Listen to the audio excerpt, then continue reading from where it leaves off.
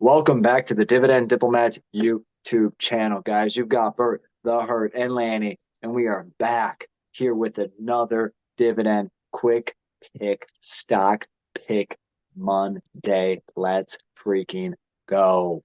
Subscribe to this channel, give this video a thumbs up. It's Monday, the market's open. The point of this is to talk about two stocks that we think are undervalued and two stocks that have really caught our attention of late.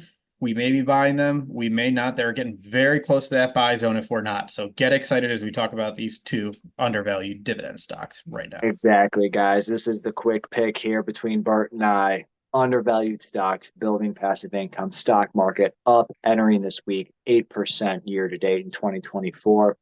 I am looking at a consumer stock that I drive by at least 2 times a day going to and from work. The line is hella long going into work, let me tell you that much. And when I see 3 or 4, yeah, get the coffee mug, guys. Let's go. Spread shops below there. Get yourself some swag. And I see 2 or 3 coworkers carrying around a nice tall, maybe it's a venti, maybe it's the grande. So yes, we're talking about Starbucks, ticker symbol SBUX. They performed very well operationally from 2023 to 2022. I expect still similar results here in 2024, regardless of the international headwinds that may be coming their way. But they are trading at $91.06. I feel like $90 is just so hard for that price to break. I know.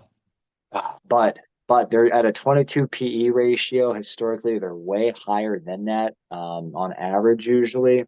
Payout ratio is below 60% at 56%, growing dividends for over 13 to 14 years at an almost double-digit increase clip at close to 10%, now yielding 2.5%, which is a far premium over that 2.07%, down 8% in the last 52 weeks, down a few percent this year, guys. So Starbucks is my quick pick, looking to hopefully buy a share or so this week. I love it, Lanny, because I've been buying up Starbucks. That's been one of the things we've been adding to my portfolio, my wife's portfolio. So I absolutely love this stock pick. It's one I'm buying, so you know I'm going to be supportive if you start buying the shares here or there for Starbucks. Me, I'm going to an old, comfortable, old familiar zone. It was my top pick last week. It's been my top pick multiple times this year. And I'm going to keep doing it when its price is showing in this range. Yes, we're talking about the monthly dividend paying REIT, Realty Income, ticker symbol O. I love this stock, even though they continue to find non-single tenant investments elsewhere. They're looking to diversify away from just single tenants, which I think is a fantastic move. Realty Income is a dividend aristocrat. They have increased that dividend for 26 consecutive years, but it's not just that. They pay that dividend monthly, but they also increase that dividend every single quarter for it's a what 104, 105 plus consecutive quarters there. This is a company that is committed to building slower returns, slower dividend growth, but very consistent. And that's what we love about this company. Now, since I've been buying it so much, I own over 200 shares of Realty Income, and I have no problem continuing to add to get that monthly dividend up.